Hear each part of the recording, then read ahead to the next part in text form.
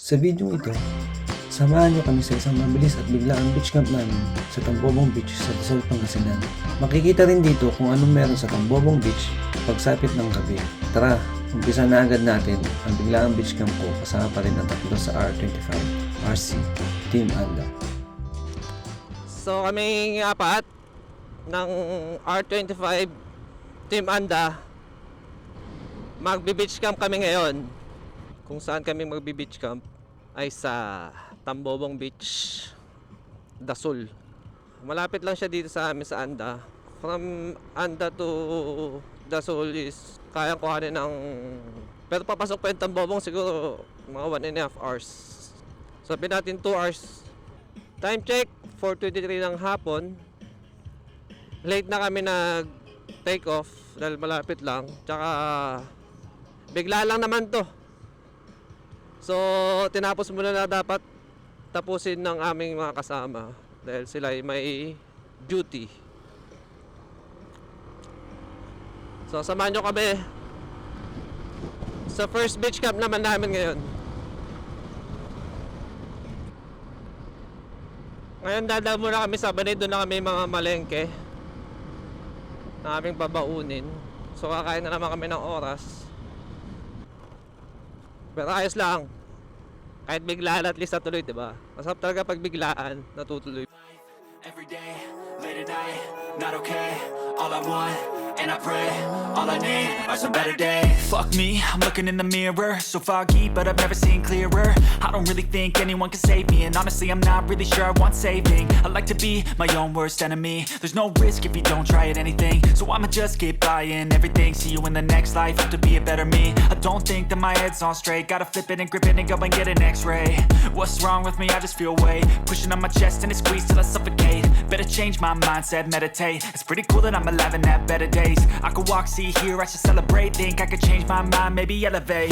Living life, every day, late at night, not okay. All I want, and I pray, all I need are some better days. Yeah, all I need are some better days. Cause all I want, and I pray, I believe in the better days. Kinda stuck between a rock and a hard place. Do I work hard or live at my pace? You're only young once, yeah that's all great, but I also want a future where I'm okay. Dito na tayo sa Tambobong White Beach Resort. Para siyang, kung napunta nyo na yung, ay may live band sa tabing dagat. Napunta nyo na yung Baloilong Beach sa Olongapo, sa Subic. Para siyang ganun. So pahaba. Daming tao dito part. So ito yung nightlife dito sa Tambobong White Sand Beach. Dito may live band. Na-miss ko tuloy bigla yung Baloy Beach. Diba?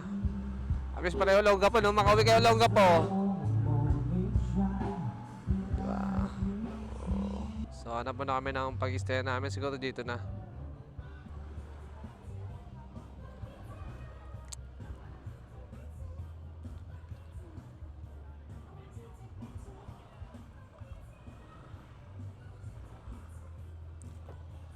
Hey, pawisan kami ngayon.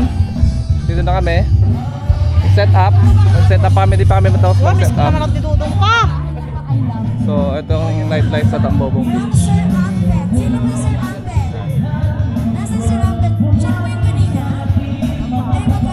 Meron din nagbe-beach camp dito sa tabi namin.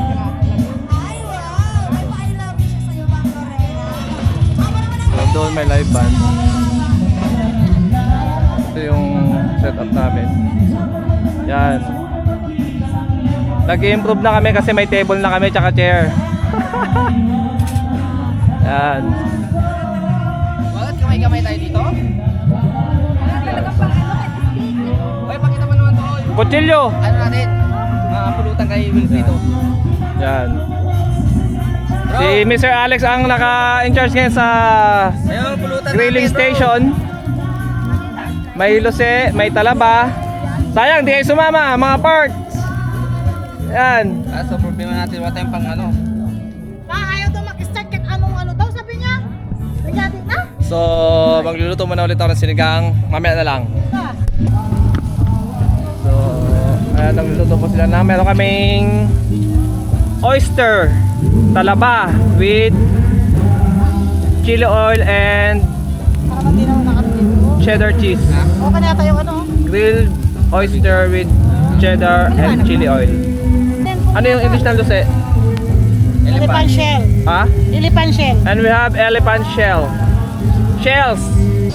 So may live band doon. Sana imimit ko na lang paminsan-minsan pag tayo mag-camera. Dami nagpi-beach camp.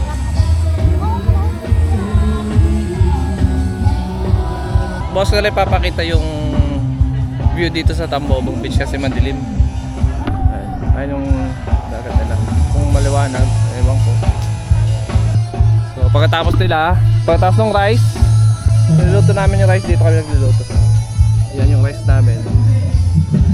Mamaya iluto yung sinigang. Ako ang chef sa sinigang. So, mamaya na lang ulit. So ready for dinner na kami. After how many hours? Yan.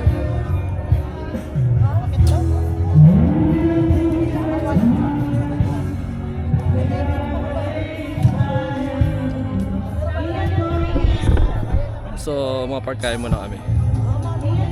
Yun. Parang pa-party dito.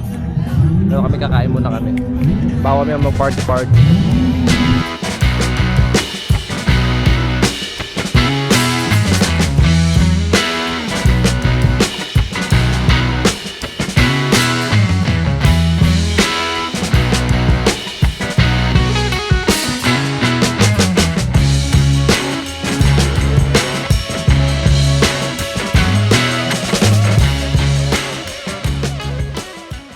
Morning mga parts.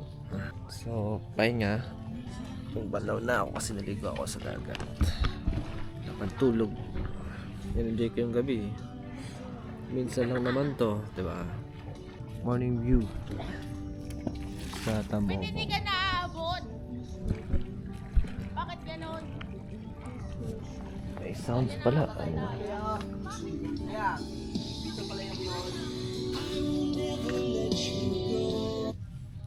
Yan. Ito ang morning view sa Tambobong.